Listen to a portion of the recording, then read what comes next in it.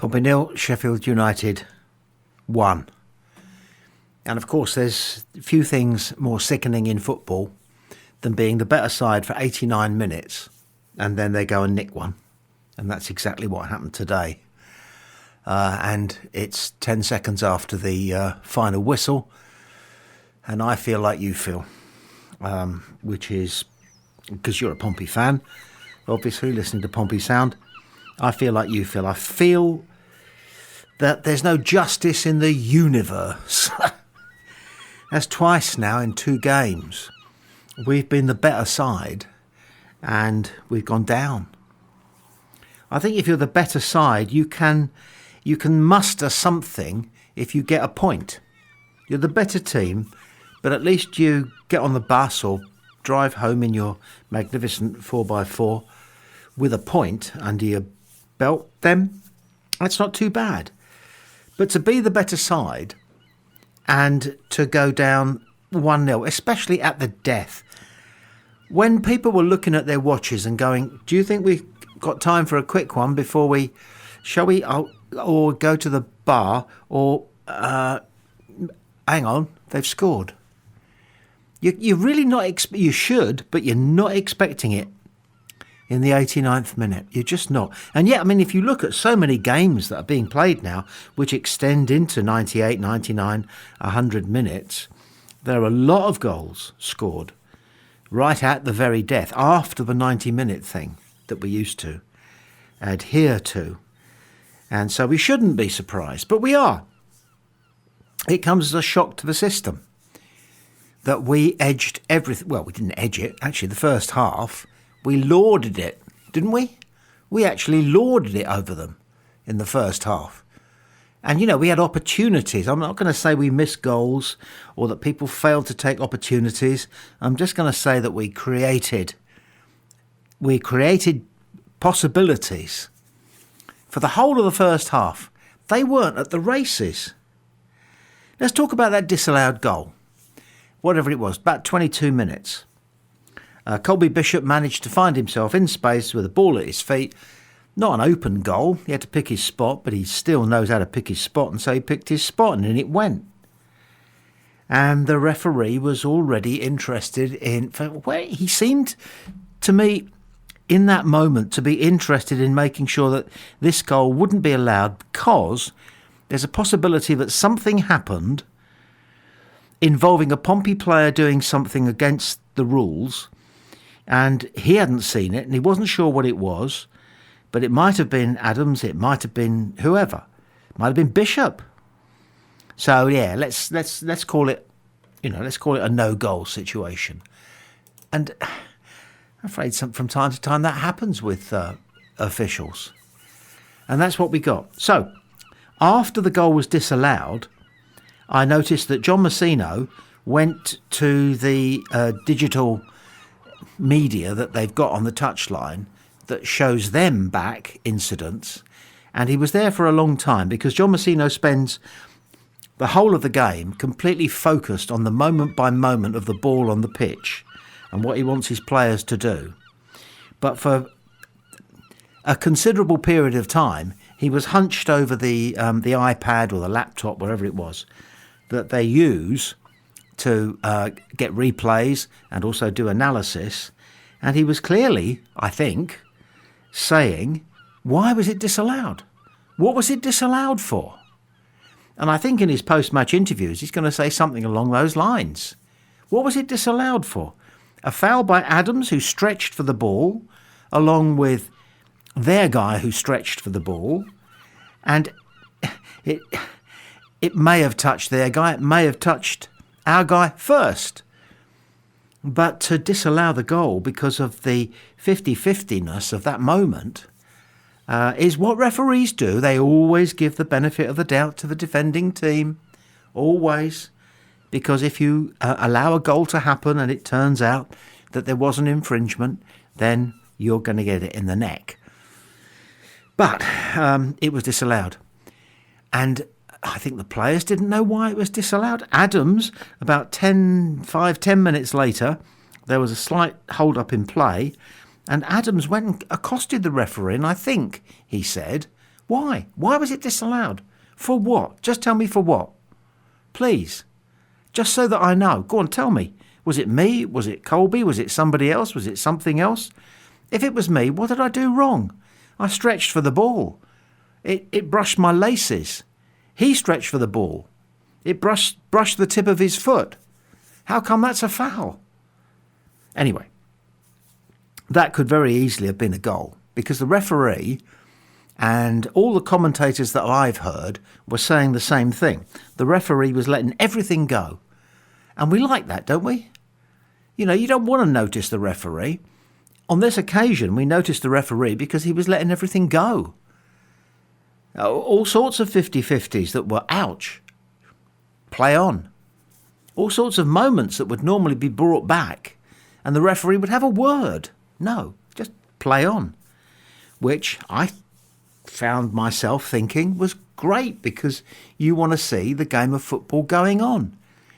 You want to see the ball in play. You want to see people getting stuck in.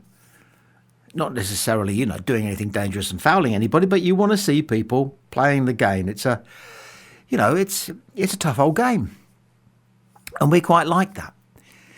They got away with some free kicks that we should have had, and I suspect we got away with some free kicks they should have had, but the game flowed. And during the first half, it flowed our way.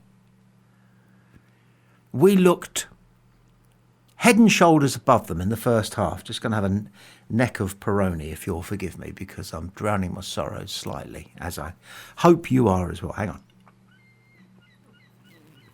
on. Doesn't take away the pain. We made Bamford look slow. Mind you, he's always looked slow, but he does things that are quite classy. I hate to compare him to that bloke who is overly revered up the road. You know the guy I'm talking about. The guy from the Channel Islands who's not really English anyway. Him. Bamford can be a little bit like him. He can do things. Well, he didn't against us. We had him. We sorted him out. One thing that occurred to me during the game, I don't know if it did you as well, is that Adrian Segecic has an excellent left foot. And so he favours it all the time. And if you're defending against him, you will be aware that as he comes down the right, he gets the ball down the right, he's going to turn inside. And you need to know that. Well, you will know that. You will be briefed on that. And therefore, he perhaps might benefit from having an alternative strategy, which he occasionally exposes, that goes nowhere, but makes the fullback think. So if sometimes he goes wide and tries to get a cross in or whatever on his right foot, then at least that will mean that the fullback who's covering him will think to himself, is he going left or right? As opposed to coming to understand that he's going to go inside and keep it on his left foot. I mention it, that's all. Other moments in the game, I'm not going to do too much on their goal because it was so annoying and feeble. We're better than that. We defend better than that.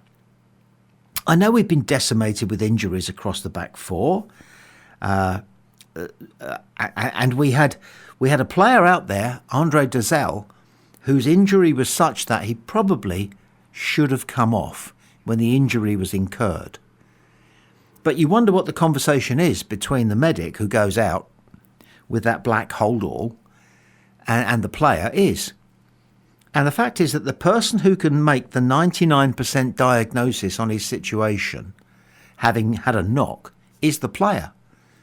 And you imagine that the person with the holdall spends most of the time saying, what does it feel like? What do you think it might be? Do you think you can walk it off?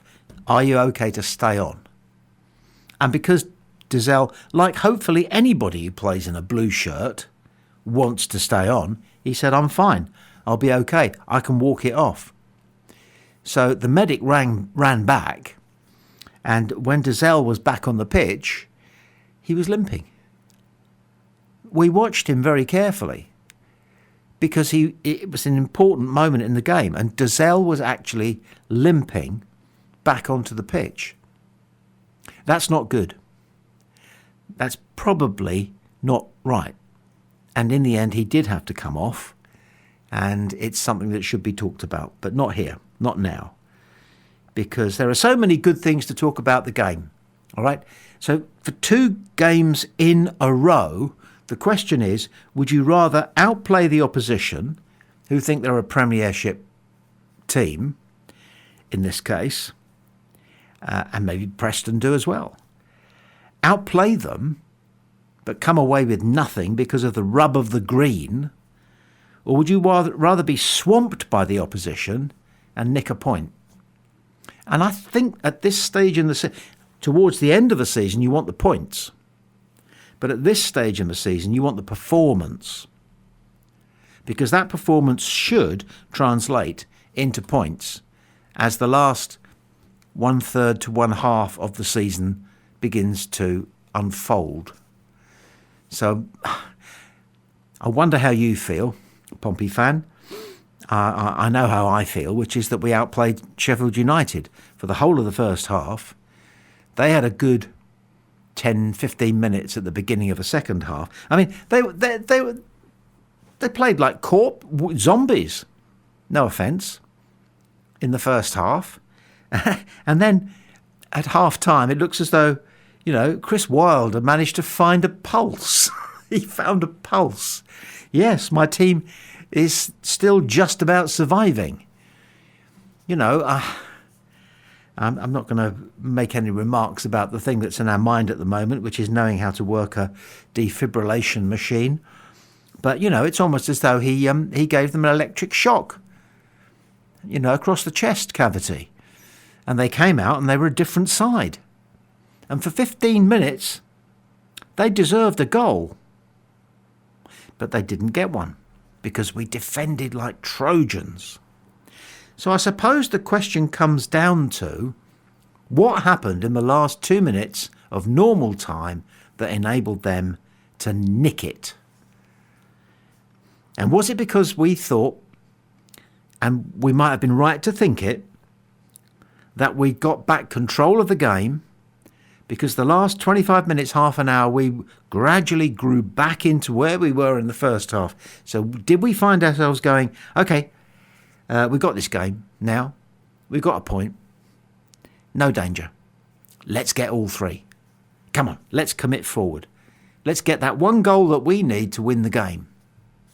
And were we exposed at the back to them coming forward as they did and scoring that feeble nicked goal? Perhaps. Don't know. Only seen it a couple or 3 times very quickly. I can't say one way or the other. Just want to finish by drawing your attention to one moment that lives with me. Sheffield had a player, called Calvin Phillips, who was the subject of a £45 million transfer. £45 million. Transfer from, I think it was Leeds to Manchester City, and it didn't quite work. He's obviously a bit of a character because I think he went on holiday or went off with the England World Cup squad or something. And Pep Guardiola, his manager, said that he came back overweight and then had to apologise, well, chose to apologise, saying that he shouldn't have said that. But he did. And he thinks about what he says, Guardiola. So he knew what he was saying when he said that Phillips came back. I suppose, it's not a word you're allowed to use anymore, but some people at the time may have said he came back fat. He said, taking another swig of Peroni. So, Calvin Phillips, feisty, but not the biggest kid on the block, right? And there was a moment, do you remember it? When there was a tussle behind their goal line when Phillips was kind of defending, and the tussle was between him and Ebo Adams. Oh, Ebo Adams. And there was a tussle. They fell over. So Phillips didn't know quite who it was he was tussling with because their on the ground horizontal. And he gets up all kind of, oh yeah, mate, oh yeah, oh yeah. And then Ebo gets up, right? And there is this moment, go and look, see if you can find it on the highlights. There is this moment, right? Ebo gets up and goes, yeah. And they're nose to nose. And you see this look drain the colour from Calvin Phillips' face. And he looks up. Do you remember that moment when Jimmy Bullivant, was it? Looked up at, who was it? Andy Gray? Some giant centre forward. And Bullivant looked up at him as if to go, oh my God, what are you? Are you from this planet? And it wasn't quite as extreme as that. But Calvin Phillips looked up at Ebo Adams and you saw his face go, oh. He went, oh, okay. Because Adams is a solid 6 foot going on 8 foot, isn't he?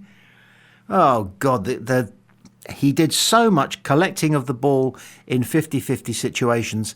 And then if it spilled away from him, he would recollect. He would just get up and go and get it again. He must have made more recovery of possession than anybody on the pitch by a distance. It's hardly surprising. Guess who was man of the match? And deservedly so. What a hero. What a find. And Marlon Pack came on and, of course, did what Marlon Pack does, which is to dominate the middle. Andre Dizelle suffered an unfortunate injury. He played really well. He has played really well all season. But Marlon Pack is now chasing him for a starting place. And I think you would agree that to start a game with Adams and Pack in front of the back four, that would be a source of some comfort on an occasion when we've lost a game. We were easily worth a point. We were probably worth all 3. And so we go away and lick our wounds. Annoying. But, hey, that's football. And as everyone always says, we go again.